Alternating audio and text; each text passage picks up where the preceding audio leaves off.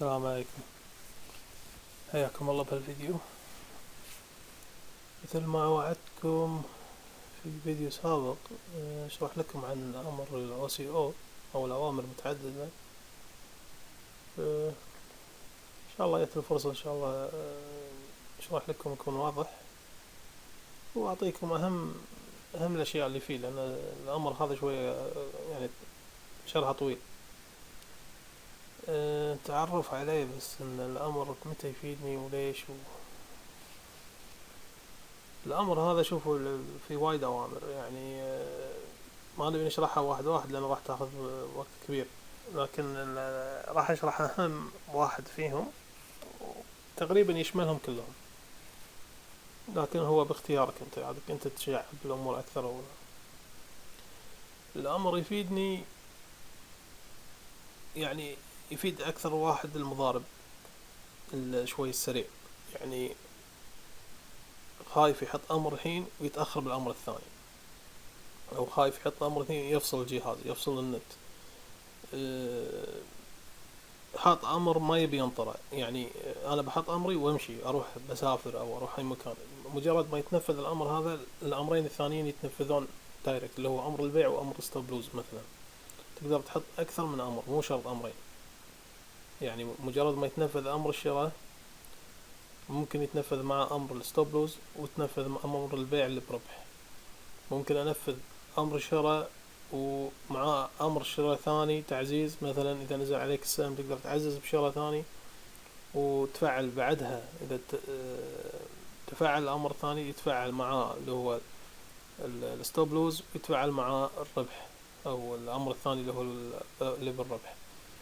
فتقدر تتشعب الامور هاي كلها يعني من خلال امر واحد، وتقدر انت تركب اكثر من امر عليه وشلون تربطهم مع بعض.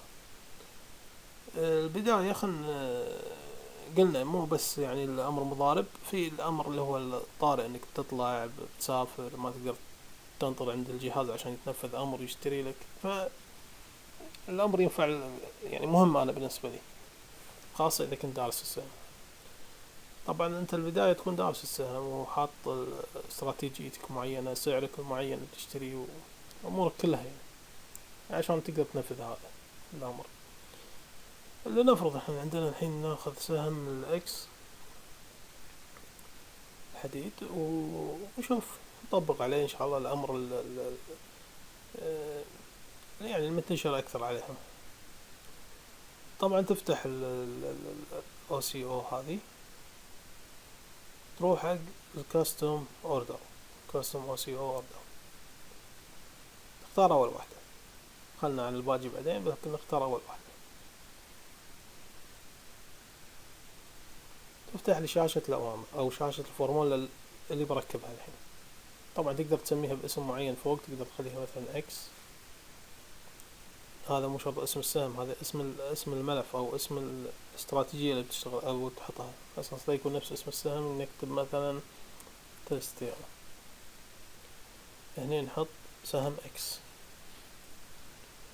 انتر. طبعا شنو الامر بيكون؟ يكون باي الاماونت اللي تبي 200 تبي 100 براحتك، نخلي 200. الامر ليمت، طبعا اذا بتحط ليمت معين انت بتشتري، يعني سهمنا الحين سعره 22.65 سنت، فرضا انا بشتري عند 20 او 21، احط ليمت واحط 21 نورمال، يعني نفس الاوامر العادية. لكن انا عشان الفيديو نبي ننفذ العملية ونشوف الاوامر الثانية شلون تنفذت بسرعة، خليه ماركت. ان شاء الله الليمت راح احطه بالبيع، راح تشوفونه. مادام قلت ماركت طبعا اختفى الليمت واختفى وياك اي شيء، ما عدا عندك متى تبي الامر يتنفذ، اليوم ولا يعني من اليوم بس وينتهي، ولا تبي لفترة طويلة؟ لا اخلي GTC اذا تبي، بس لانه ماركت عادي خله دي وراح يتنفذ غصبا عليه اليوم يعني. خلينا نخلي البيع GTC. خلصنا من هني الامر هذا. طبعا اي خطأ عندك هني تقدر تلغيه من، لا الحين ما يبين لان عندنا اوريدي سهم واحد، امر واحد. الحين اوريكم وين تلغونه. بعدها تضغط على السهم نفسه، رمز السهم، وتضغط attach single order. بعد ما تضغط التاتش سنجل اوردر تحط امرك الثاني اللي هو شنو تبي. قلنا بيع نفس الكمية، تبي تبيع 100 تبي تبيع 200 كيفك، تقدر تبيع 100 وتبيع الثاني بسعر ثاني براحتك، تقدر تغير تقلل هذه وتحط امر ثاني بيع. الليمت راح يكون امر البيع. خلنا نحط امر البيع الربح اول، نحط احسن شيء كاستم، نحط امر البيع السهم قلنا 22 نخليه مثلا 26 بعنا. زين. ما اخليه دي اساس الامر ما يقعد يوم واحد وينتهي، لا انا بالامر يقعد جي تي سي اذا شرالي اليوم، فجي تي سي قاعد لي 3 شهور او 60 يوم. اللي هو بعدين اقدر اغير اعدل براحتك. الامر الثاني الحين نبي ستوب لوز، نضغط على رمز السهم الاول، ما دير بالكم ما نضغط على هذا، نضغط على الثاني اللي هو اول امر الاساسي، ونضيف نفس الشيء التاج سنجل اوردر، ونفس الكمية نبي نحطها بتغير كيفك. هاي ستوب لوز بنخليه، نقول له نبي ستوب ليميت. ليش حطيت ستوب ليميت؟ ستوب ليميت عشان احدد السعر اللي يفتح فيه السهم ينزله بالسوق، يكون مخفي عند العالم في وقت السعر هذا يحط لي بالسوق، عشان يبيع بالسعر اللي انا ابيه. هذا افضل شيء. طبعا الليمت ما تقدر، او اذا حطيت ليمت عادي نفس الامر هذا راح يبيع لك اياه، سواء مثلا احنا بنحط هنا ستوب لوز هو 22 نخليه 21. زين. لو حطيت ليمت 21 راح يبيع لي ماركت اليوم. ليش؟ لان قلت له اشتر لي 22 22.60 او ماركت يعني، وقلت له بيع لي اياه ب21، فما راح يبيع هذا، يبيعه بماركت يقطه مرة ثانية، يعني مجرد ما يشتري يبيع. فانتبهوا لهذه، يعني لازم يكون البيع الستوب لوز احسن ستوب ليمت، وتحط الليمت اللي يفتح فيه السعر، يعني اذا وصل السعر ستوب على السعر اللي حطه انا دائما احط نفس السعر، او اقل اكثر شوية ما يهم، ما يضر وايد، لكن دائما احط من نفس السعر. شنو معناته الحين؟ ان انا اذا سهمي نزل وصل عند $21 راح يفتح الامر ينزله بالسوق على 21، راح ينباع ان شاء الله على 21 الستوب لوز اللي انا محدده. فالحين عندي امر ستوب لوز 21 بالخسارة، وعندي امر بيع ربح ب26، اي هو يوصل قبل راح يتنفذ ويلغي الثاني، خلاص يكنسل الثاني، ما نخاف منه. طبعا الاول راح يتنفذ دايركت لان انا حاطه ماركت، او احط سعر معين ليمت، نقول والله فرضا بشتري على 21 22، ما راح يشتري لي ان شاء الله يوم يومين ثلاثة، ما راح يشتري لما يوصل 21. طبعا لازم احطه جي تي سي، ما اخليه اليوم بس اذا الامر طويل. عفوا شوف هني في خطأ، حطيت ستوب لوز حاطه دي، لازم اخليه جي تي سي اساسا ان الفترة طويلة. قلنا فالماركت راح يتنفذ اليوم، اذا حطيت ليمت 21 قلنا 22 عفوا، قلنا لكم راح اغير هذه اخليها جي تي سي، والامر ما يتنفذ الا لما يوصل 22، يتنفذون الامرين الثانيين اللي وراه. تمام. تقدر طبعا قلنا تجزء الاوامر وتضيف اكثر من امر، هذا كله براحتك. واذا الامور متعقدة شوية مجرد عادي، يعني اي سؤال انا حاضر ان شاء الله احاول اساعدكم فيه.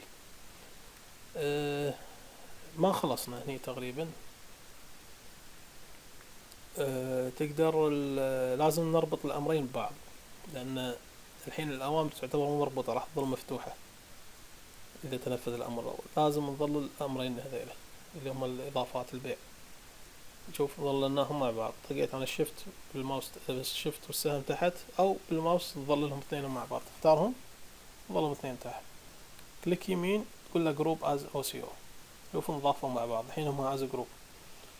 تقدر تضيف امر ثالث هني او ثاني عفوا، و بحالة نزول وبيع، يعني امور وايد تعقد، لكن خلنا على الامر البسيط هذا لان الثاني يتشعب من هالامر هذا الاساسي. تقريبا الحين كاملين، ما عندنا خطأ ان شاء الله. اي قلنا اذا عندك خطأ واحد من الاوامر تاخذ الكرسي اليمين، شوف حاط لك اكس هني، تسوي له ديليت اي امر خطأ كان عندك، وتعيد صياغته وكل شيء. تقدر تحط حق سهم ثاني،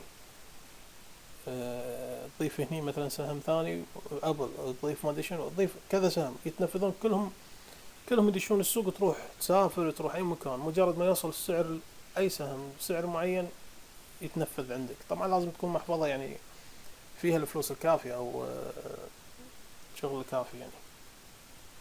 الحين حاول ننفذ، طق بليس اوردر، راح يقول لك ان راح يكلفك كذا وعمولتك كذا، وراح عندك امر بيع شراء عفوا كذا، والبيع كذا، امرين بيع، وقول له اوكي. Order filled. شوفوا تنفذ الامر. شوفوا هنا عندي حد خسارة يعني $1 لان مجرد العمولة. شوفوا لاحظ الاوامر هنا بينت عندي بالشاشة. شوفوا هذا امر البيع الاول، وهذا امر ستوب لوس. شوف حاط لي ستوب ليميت. خلاص امري جاهز، امري جاهز وكل شغلي جاهز. اقدر اشوفه بعد بصفحة الاوامر. نشيل الشاشة هذه، هذا صفحة الاوامر. ما عليك من الاوامر اللي تحت كلش، هذه لها ثلاثة. الابيض فعال شغال الامر يعني ناطر بس مجرد تنفيذ، مجرد ما يتنفذ يكنسل لك الامر الثاني نهائي يعني ما راح يكون موجود بالسوق. الامر هذا الازرق اللي تنفذ، وهذا الاثنين ريسيفد، ان ناطرين بس الاشارة انه يتنفذون. طبعا السهم يتحرك اهو قدامي هنا، يمكن الحين بدأ من الارباح يتحرك معك. تقدر باكثر من طريقة تحط الستوب لوز المتحرك، كل الاوامر موجودة، فيظل امرك موجود متى ما تنفذ او تفعل. ما اعتقد في شيء ثاني بخصوص الامر هذا، لكن مثل ما قلت لكم الامر كبير ومهم حتى حق الاوبشن. لكن الاوبشن طبعا تحتاج رمز الاوبشن وتختار الاستراتيجية اللي تبيها بنفس الطريقة، بنفس المنهج تشتغل عليه. وهذه افضل يعني طريقة. ما بيعقدكم بالامور الثانية ان حط اكثر من امر، لكن نفس الشيء تضيف سواء شراء او بيع وتضيفهم مع بعض. اهم شيء الربط، انك تربطهم مع بعض، لا تنسون، لان قبل كنا ننساهم يعني تروح علينا كذا امر ونشوف الاخطاء وين، ولا احنا مرابطين الامر. لكن اهم شيء انك تربطهم مع بعض وتضيفهم، وان شاء الله امورك طيبة. سامحونا على القصور، واي سؤال انا حاضر، موجود على تويتر او هني ان شاء الله بالقناة، ان شاء الله انا حاضر. السلام عليكم.